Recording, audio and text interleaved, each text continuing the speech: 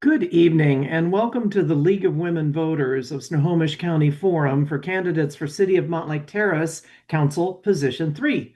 I'm Karen Madsen, a member of the League. Thank you for joining us. I'll start by providing some background on the position of City Council member. The City Council is the legislative body of city government that establishes policy, provides direction to the mayor, and provides a framework for city administration to respond to community needs. City council members manage basic public services, sewer, water, fire, police, roads, parks, etc.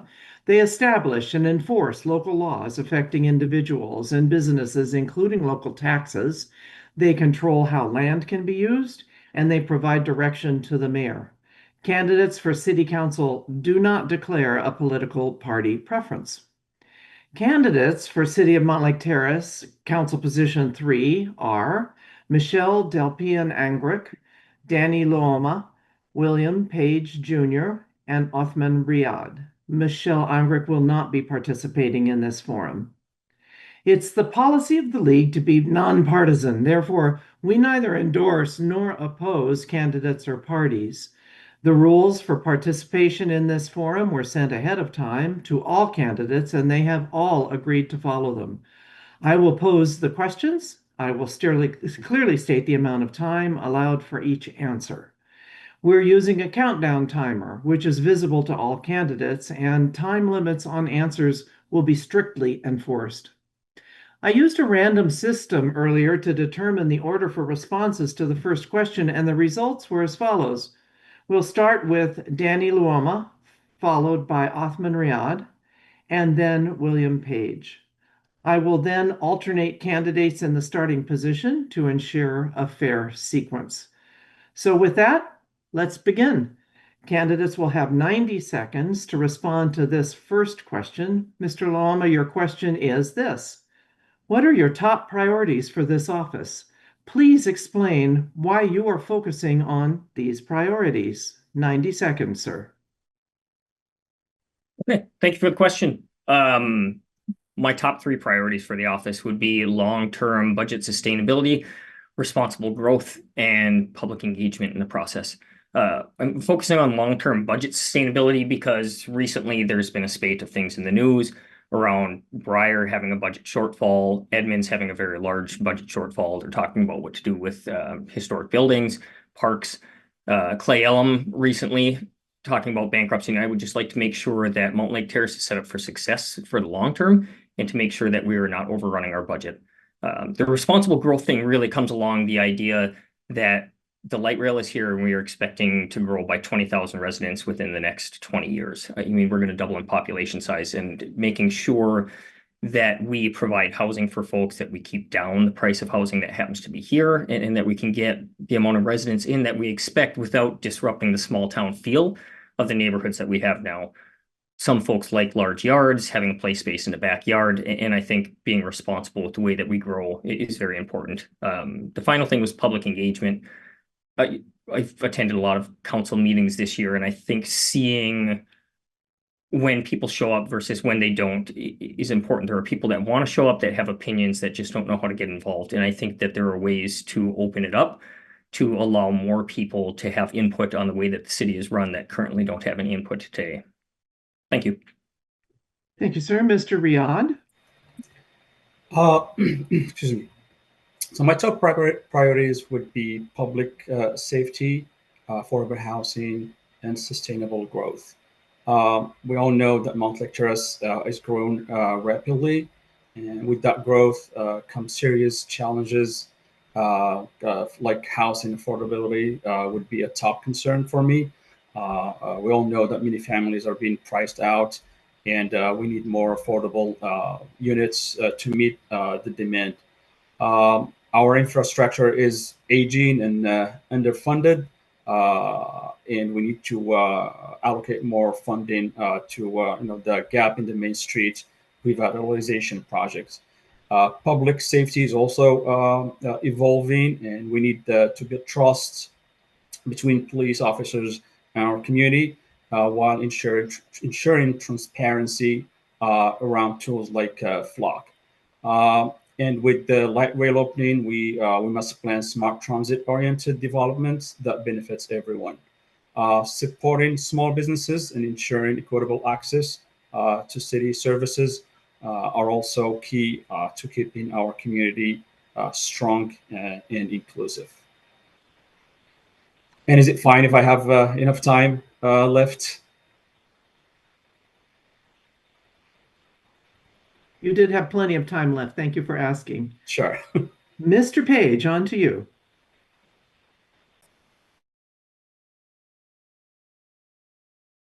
Mr. Page, we'd love to hear your response. Would you unmute, please? You did warn us of that. Okay. Thank you for your question. I have three things to comment on: community engagement, responsible government, and building a vibrant, inclusive, and accessible community. Our city, as you know, is one of the densest cities in Washington.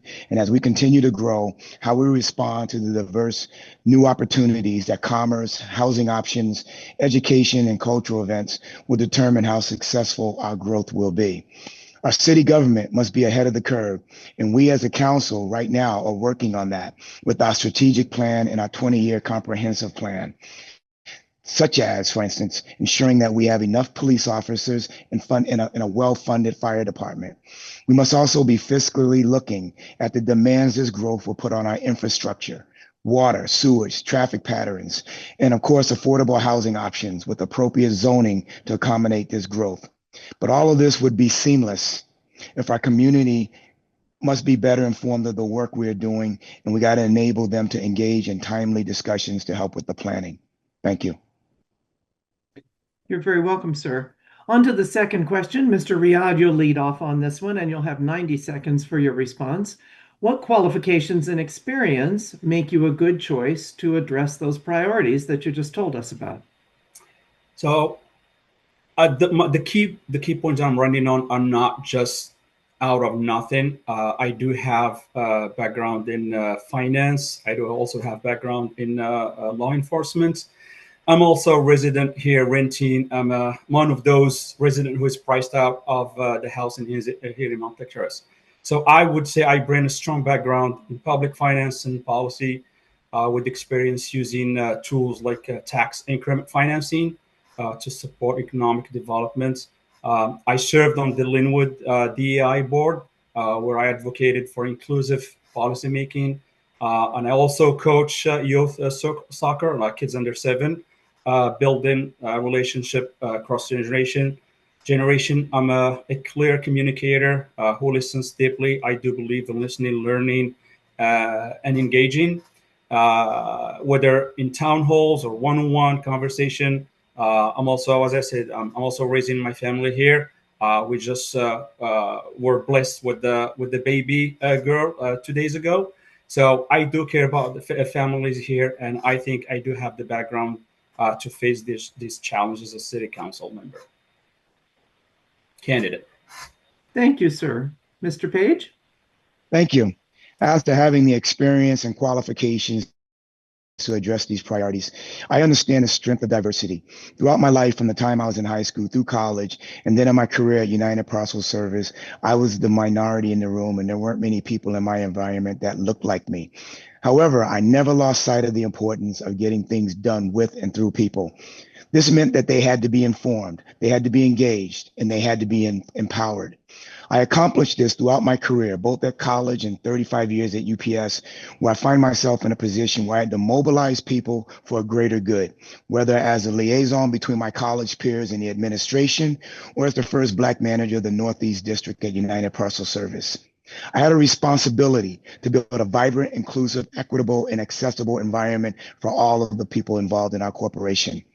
As my responsibilities grew to the point where, as the Northeast District Health and Safety Manager, overseeing an area that covered 6 states, 5 airports, and close to 36,000 employees, I worked extensively with division managers and center managers from across the entire district of the Northeast that was very vast, helping them to fiscally manage their operating budgets and safety metrics so that they can meet their goals, which rolled up to mine in order to make our district whole, which really is not too unlike the role as a council member here for the city of Mountlake Terrace. Thank you. You're very welcome. Mr. Luoma?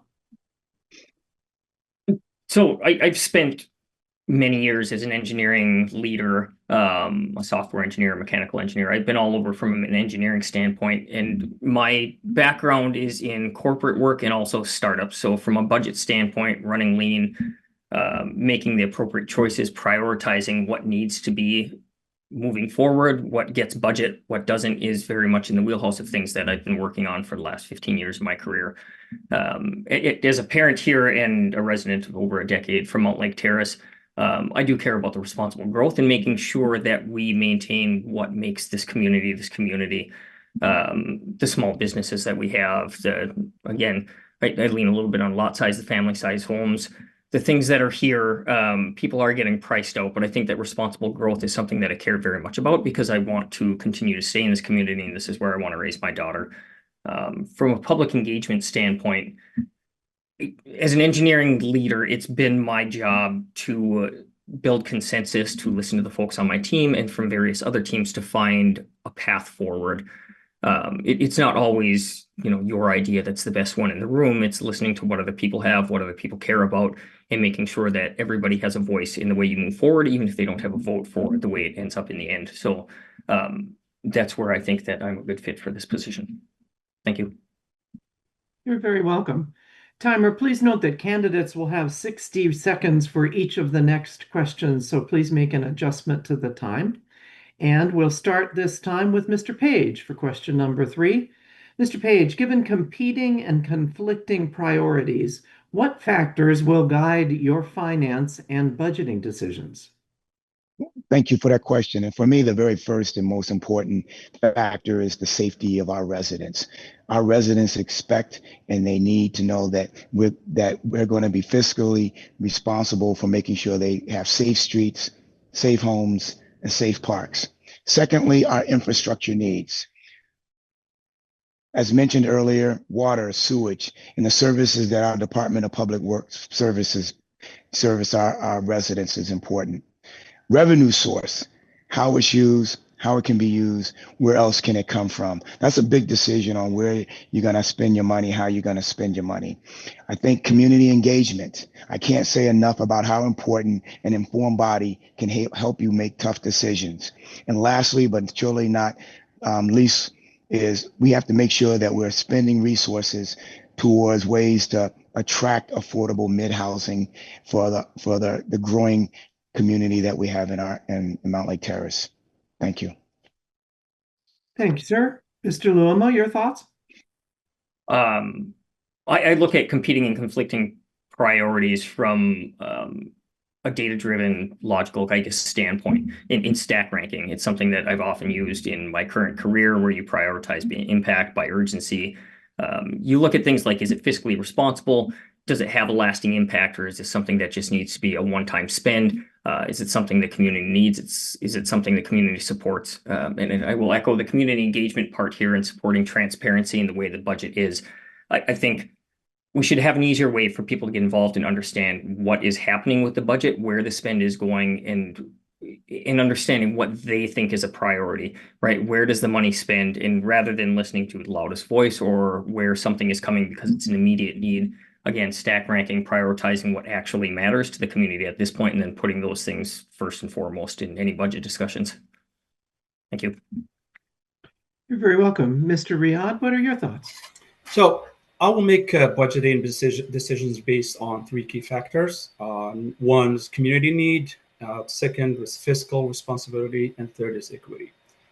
First, I will prioritize essential services like public safety, infrastructure, and clean water, while maintaining long-term financial stability.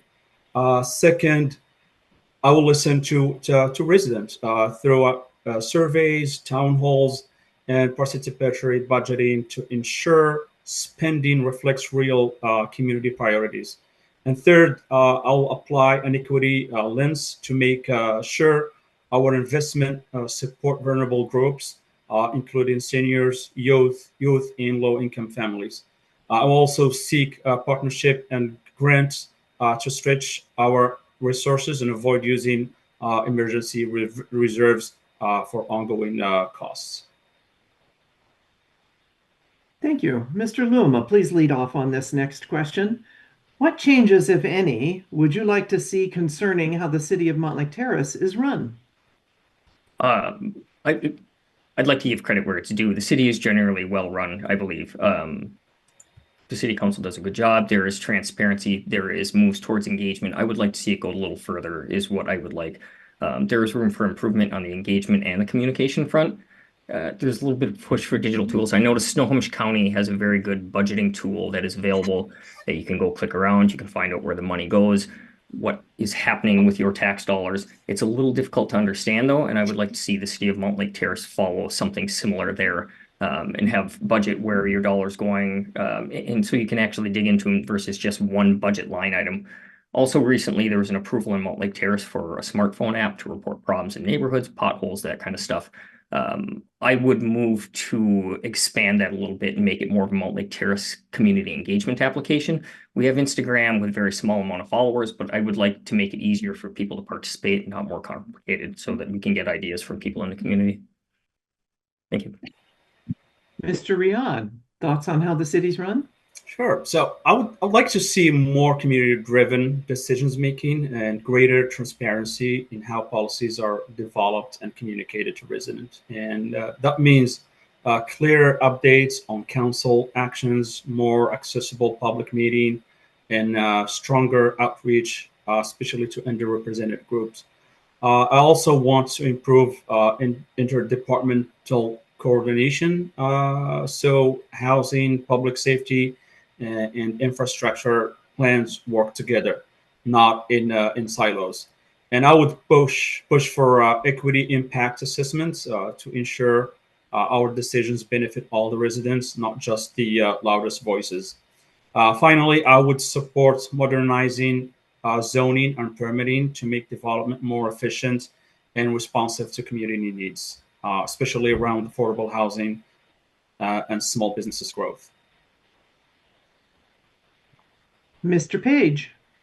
Thank you. For me, being new to government, when I first moved to Mountlake Terrace, I had no idea how the city government ran. Then when I became a commissioner in 2020, by getting involved at city council and speaking to city staff, I began to get a little better understanding of how things are done, but not totally. Now that I'm currently a city council member, I recognize that there are a lot of things that goes on that the public doesn't really get to hear about, and from one part of a process to the other. Because of that, I have heard that there is feeling of disconnect sometimes amongst our residents who think that things are done in the dark, rushed, and not thought out. I think that we have tried to change that when the Diversity, Equity, and Inclusion Commission began the community conversations that allowed the residents the opportunity to see how things move throughout the city. Matter of fact, I think that's where I met Othman. Also, the implementation of City Academy that we had, I think helped open the eyes of a few because of their participation. I have asked since being part of the council the question, how do we improve this? How do we make our residents more tuned in to how things work from an idea to a vote? That's what I'd like to see done differently. Thank you. You're very welcome. You've all mentioned housing affordability at one point or another. So, Mr. Riyad, here's the question. Here's the next question. What measures, if any, would you propose or support to keep housing options affordable in Mountlake Terrace? So, as I mentioned earlier, Mountlake Terrace is facing a housing affordability crisis. Like nearly 39% of residents are renters, myself included, and many spend over 30% of their income on housing. So if elected, I would push for policies that increase affordable housing options, like allowing accessory dwelling units and reducing parking requirements. Also using tools like tax increment financing to fund mixed income development near the transit area. I'll also advocate for partnership with nonprofit organizations and housing authorities to expand access to Section 8 vouchers, senior housing, and emergency rental assistance. And so we must ensure that all families, seniors, and low-income residents can afford to stay in our community. Mr. Page. Thank you. Well, just last month, I had a yes vote during council on ordinance adopting recommended code amendments for middle housing from our Community and Economic Development Group. It protects our residential 1 and residential 2 zones and encourages building single-family homes, while at the same time, this coding allows for a variety of affordable housing options mandated by the state for residential 3 and 4 zones, that will give incentives, to developers to build multiplexes, duplexes, courtyards, slots, rows, stackables, as well as incentives, for parking incentives, setback incentives, as well as maintaining green space to allow for all the various options that the developing group or the growing population that's going to be coming into Mountlake Terrace. The expectation is in the next 20 years, we're going to see 13 to 20,000 more people. It's going to be a variety of needs, and those options need to be available. And I'm pleased that we just voted on to move that thing Thank you, along. sir. Appreciate those thoughts. Mr. Luema, how about yours? I would continue to support the denser housing that we already have with the rezoning and the way that we talk about it. We've done a lot on Van Rye. There's been a lot of apartments there. There's been some really good, and I would want to continue that momentum and kind of spread it down towards the town center area to start to bring up the supply of houses so that, the demand is already sky high. Some of our pricing is based on just simple supply and demand. We do allow ADUs. There's been some recent things in the council around ADU, the different ways, again, slots, row houses, duplexes, things that we can do there that will help bring down the price. Also give homeowners that are here now that are starting to feel the pressure of the additional taxes from rising home prices. It gives them an extra stream of income if that's something that they choose to take advantage of with the ADUs or a duplex or something like that. And so it's just really about increasing the stock of houses that happen to be here, partnering with developer groups, regional groups to make sure that we have some sort of incentives for affordable housing within the new, I guess, larger apartment complexes that we expect to grow in the city. So we'll change focus now and talk about climate change for a moment. Mr. Page, you have the first say, and the question is this: what actions, if any, should be taken to address the effects of climate change in Mountlake Terrace? Please explain.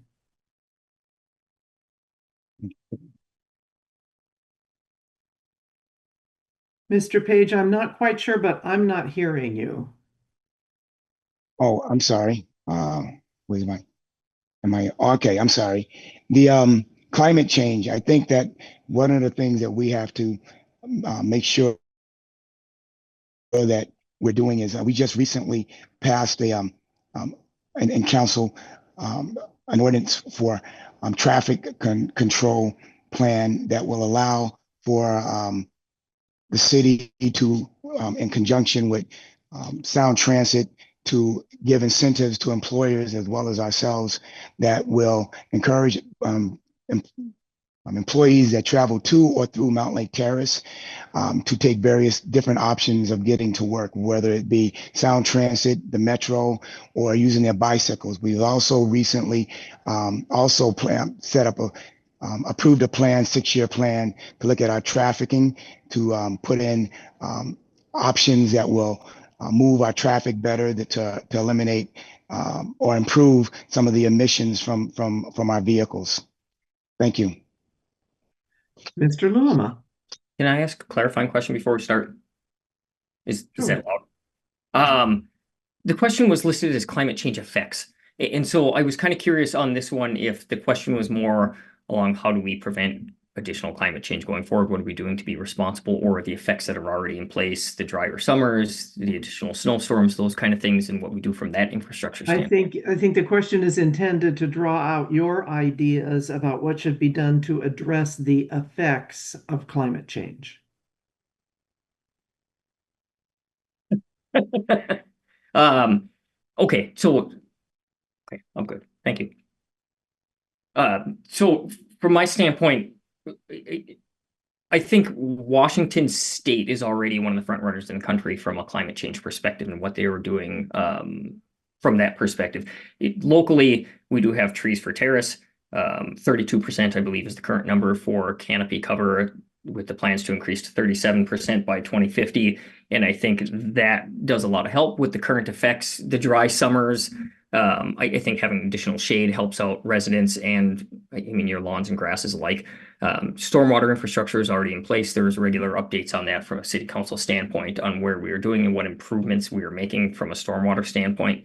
I would say one of the biggest things is trees and focusing on green spaces and keeping additional things there so we don't have that additional concrete pavement that keeps things hot. And just having green spaces and places for people to go when it gets too hot or when it gets too cold is very important. Thank you. You're very welcome. Mr. Riyad. So we all know that climate change is already impacting our region, from extreme weather to rising infrastructure costs. And while Mountlake Terrace is taking steps, we can do more. I would support expanding our climate action plan to reduce emissions, retrofit buildings, and protect vulnerable residents. We've made progress with the free tree planting program, Lake Ballinger restoration and sustainability incentives for green developments. But I will push for a stronger partnership, clean energy investment, and climate resilience planning, especially for low income and high risk areas. Climate action is not optional. It's about protecting our health, economy, and our future. Thank you very much. Mr. Luma, you have first say on this next question, which is, what actions, if any, should the city take to address diversity, equity, and inclusion policies and practices? From a diversity, equity, inclusion standpoint, I am, I guess, your definition of a straight white college educated male homeowner in the area. So it feels a little bit disingenuous for me to come up here and this is the direction that I would take. From my years in technology, though, and being an ally and advocate for people, I think the best thing that I can do is actually listen and think and find out what people in the community want, what the path forward is versus me stating that this is the way I would go forward. I feel like the city has done a good job in recent years. There's the celebration of Juneteenth. There was the proclamation for Nowruz. I would like to continue to see things like that move forward. Diwali, perhaps some celebrations around the Lunar New Year and pushing those kind of things forward.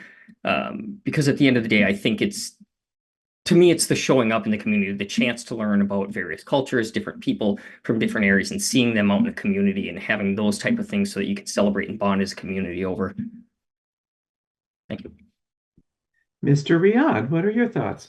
I agree with Danny that Mountlake Terrace has made tremendous progress by establishing the DEI, which advised the city on how to make services more accessible and inclusive. The commission's host we know, like community conversations, and I was part of those meetings, a couple of them.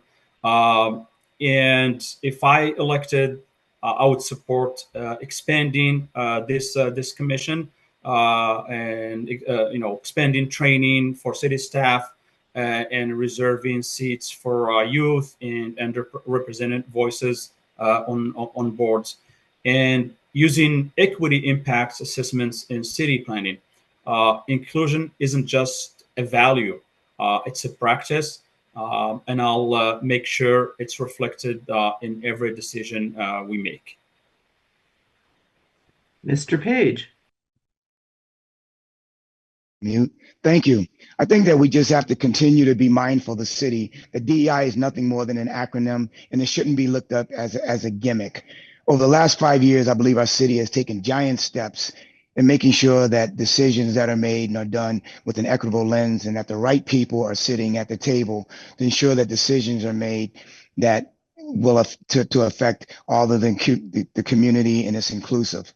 I think we can be better at making sure that our diverse community have access to information. When I got here 5 years ago, information was limited to, I believe, 2 sources that our diverse groups never looked at, so they never got the information.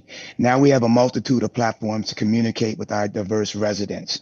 And we need to do more of that. We need to find all those groups that are marginalized and find ways to integrate them into what's happening to Mountlake Terrace. And I don't mean by race. I regularly try to interact with our disabled veterans, some of the students, and as well as the seniors. The city must be sensitive to these groups and make diligent efforts to reach out to them. Thank you. Thank you, sir. Mr. Riyad, please take the lead on this next question. What is a strategy which could be used to enhance collaboration in your work on the City Council? Give an example of how you've used this strategy.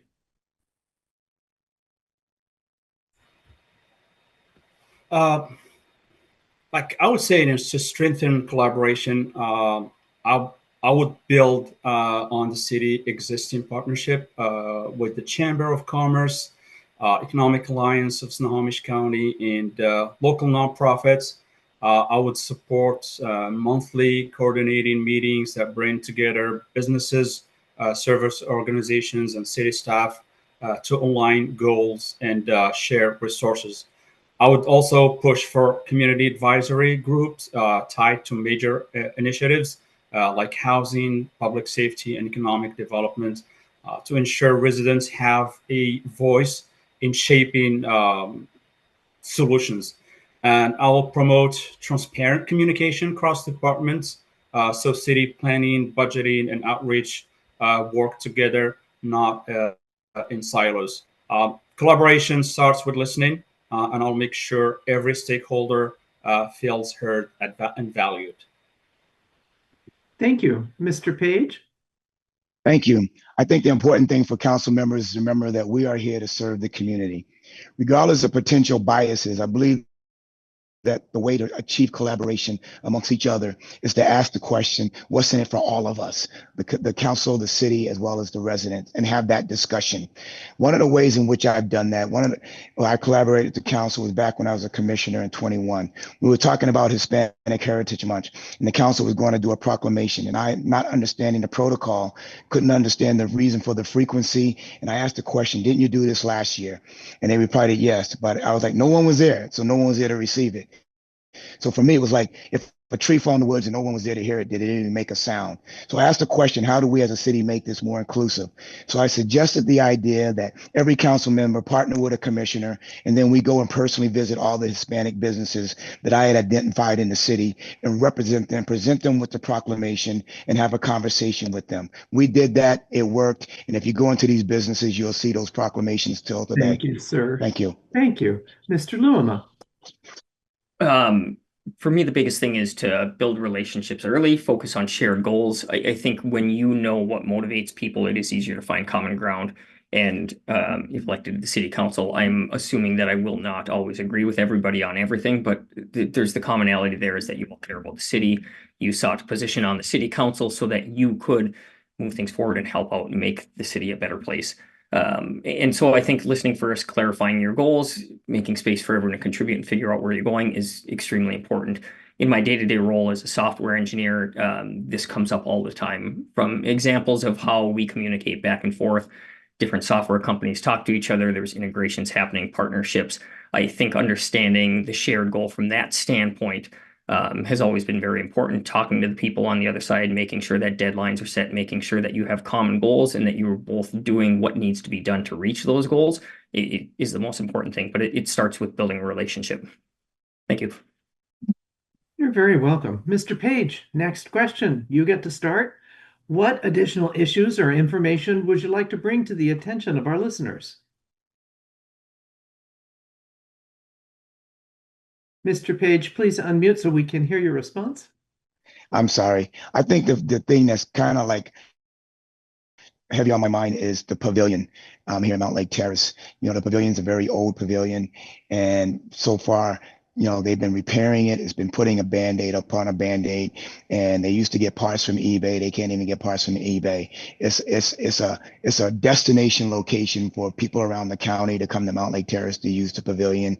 And I think that what we need to do, and I've asked the city to ensure that we do this, is we need to be more, I think, transparent and letting the people know, you know, how dire the prospects are of the pavilion and how we really need to have some concrete conversation about what can we do next. I know we're talking to some of the municipalities that surround us, you know, but, you know, we need to have answers if we want to keep this thing going. It's something that everybody talks about, everybody wants, but I'm not sure that everyone is really tuned into just how much we could lose this if it's not taken care of. Thank you very much. Mr. Luema, any additional issues from you? One of the biggest ones for me, and especially having budget as one of my focus is how much state level decisions actually affect our local budget. I think initially getting involved, you look at things and you're like, well, I mean, property taxes are high. What are we doing with this? We pay $300 for our water bills. Like, where is the money going? Why do we still have problems, and why are we still short from a budget standpoint? And I've seen the state level decisions affect things, and I think that was something that I didn't realize before getting involved. And one of the most recent examples was Washington State Supreme Court ruled that public defenders could now take less cases, which is great from a justice standpoint. But from a city standpoint, where we need to spend money, that eats into the budget. And all of a sudden, we need to figure out how to hire additional city defenders, public defenders, partner with other people in the region. And those are things that it wasn't necessarily voted on from a council standpoint. Here's what we need to do. This was put on us from a budget standpoint. And I think having a transparent spot and making sure that people can know that that's where budget's being spent and what is happening is extremely important.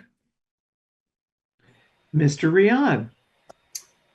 Beyond the housing, safety, and infrastructure, I'll spotlight several emerging concerns, and one of them is the Main Street projects. The city faces 18 million funding gap and property acquisition challenges. I will push for transparent communication and fair treatment of local businesses. The other point I would mention is the transit-oriented development. With the light rail, running up and running, we must ensure walkability. It's walkable and mixed-use zoning and equitable access to new housing and retails.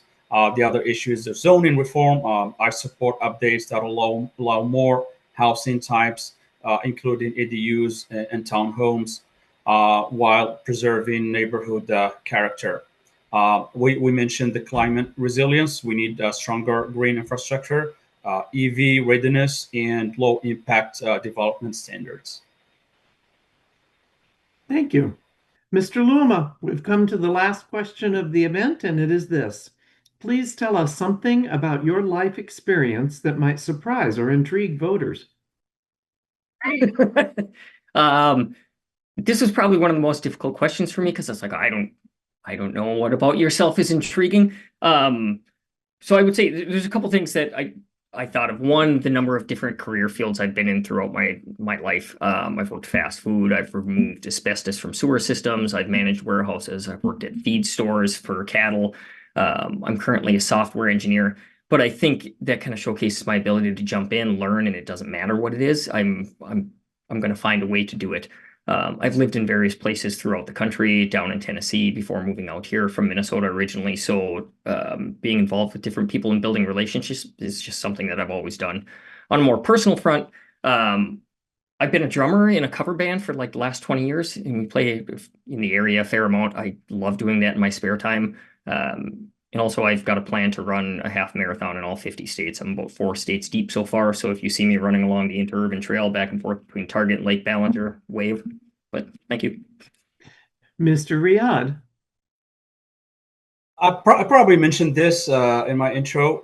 So one thing that I might surprise voters, that I've coached youth soccer for years, not just as a volunteer, but as a mentor and community builder. It taught me how to lead with patience and listen to diverse perspectives and build trust across background. I also played soccer professionally, semi-professionally, back in Morocco.